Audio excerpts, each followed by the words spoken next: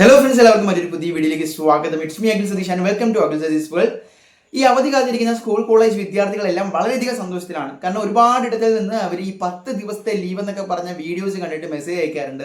എന്താണ് ഇതിന്റെ വാസ്തവം, എത്ര ദിവസം വരെ ലീവ് കിട്ടും ഈ പൂജ വയ്പ്പിനും പൂജയെടുപ്പിനും പൂജ ഹോളിഡേയ്സുമായി ബന്ധപ്പെട്ട്. അപ്പോൾ നമുക്ക് വിശദമായിട്ട് തന്നെ നോക്കാം ഏതൊക്കെയാണ് ഒഫീഷ്യൽ ഹോളിഡേയ്സ്, ഏതൊക്കെയാണ് അല്ലാതെ നമ്മൾ ലീവാക്കി കണക്കാക്കേണ്ടത്. ഓക്കെ, എന്തായാലും നിങ്ങൾക്ക് ഒഫീഷ്യൽ ലീവ്, അതായത് ലീവ് എന്ന് പറയുന്നത് ഈ ശനി ഞായർ ഉൾപ്പെടെ ഈ സ്ട്രീക്ക് 10 ദിവസത്തെ സ്ട്രീക്ക് അവർ പറയുന്നത് 27-ാം തീയതി മുതലാണ്. സെപ്റ്റംബർ 27 എന്ന് പറയുന്നത് ശനിയാണ്, 28 ഞായറാണ്.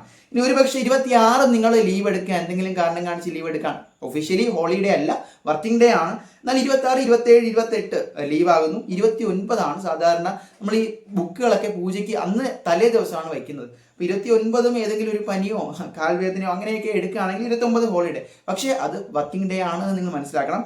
അപ്പോൾ 27, 28 ശനി ഞായറുമാണ് അല്ലാതെ യഥാർത്ഥത്തിൽ ഹോളിഡേ ആയിട്ട് വരുന്നത്. പിന്നെ 30-ാം തീയതി അല്ലാതെ തന്നെ ഗവൺമെന്റ് ഹോളിഡേ ആണ്. ഒക്ടോബർ 1 ഹോളിഡേ ആണ്. ഒക്ടോബർ 2 ഗാന്ധി ജയന്തി ഹോളിഡേ ആണ്. പിന്നെ ഒക്ടോബർ 3 എന്ന് പറയുന്ന ഡേറ്റ് വെള്ളിയാഴ്ചയാണ് വരുന്നത്. അപ്പോൾ അതും കൂടി എടുക്കുകയാണെങ്കിൽ 5, 6 അത് കഴിഞ്ഞ് 7-ാം തീയതി തിങ്കളാഴ്ച നിങ്ങൾ എവിടെ പോയാൽ മതി, സ്കൂളിൽ പോയാൽ മതി. അപ്പോൾ ഇതിൽ ഞാൻ ഈ പറഞ്ഞ ഡേറ്റുകളിൽ ഒഫീഷ്യലായിട്ട് ഹോളിഡേ വരുന്നത് നിങ്ങൾ മനസ്സിലാക്കുക.